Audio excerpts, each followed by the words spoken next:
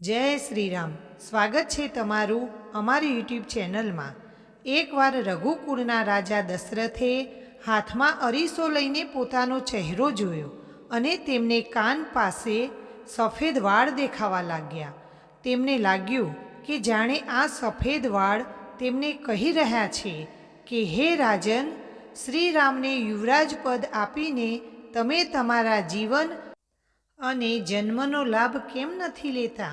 पछी शुं हतुं? महाराजना मनमा आ विचार आवता ज तेओ सीधा गुरु वशिष्ठ पासे गया अने विनंती करी कि मुनिराज, श्रीराम बधी रीते लायक थई गया छे। सेवको, मंत्रीओ अने तमाम नगरवासीओ अने आपणा दुश्मनो, मित्रो बधा श्रीरामने मारा जेटला ज प्रिय माने छे।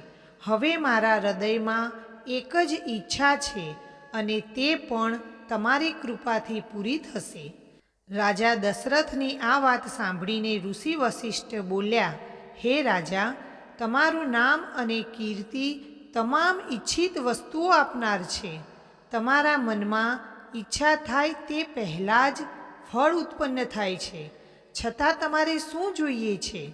राजा दशरथे पोताना मननी इच्छा ऋषि समक्ष प्रगट करता कह्युं, हे नाथ, श्रीरामने अयोध्याना राजा बनाववा छे। जो तमे परवानगी आपो तो तैयारीओ शरू करूं, कारण के तमारी रजा विना अयोध्यामां कंई पण थतुं नथी। हूँ ઈચ્છું છું કે રામ મારા જીવતા જ રાજા બને, જેથી હું અને મારી સાથેના તમામ લોકોની આંખો રામને રાજા તરીકે જોવાનો લાભ મેળવી શકે। તમારા આશીર્વાદથી શિવજીએ મારી તમામ મનોકામનાઓ પૂર્ણ કરી છે અને માત્ર આ જ જંખના મનમાં બાકી છે।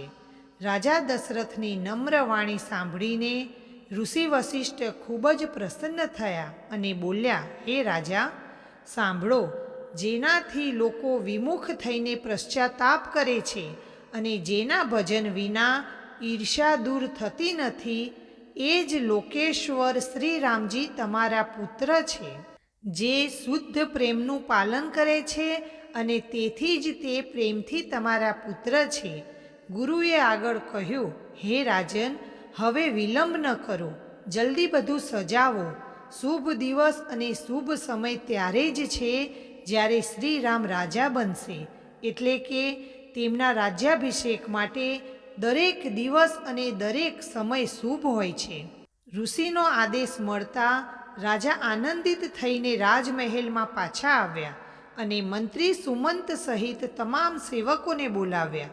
બધાના આગમન પછી રાજાએ કહ્યું કે ગુરુએ આદેશ આપ્યો છે અને જો તમને આ વાત ગમતી હોય તો શ્રીરામનો રાજ્યાભિષેક કરવાની તૈયારી કરો।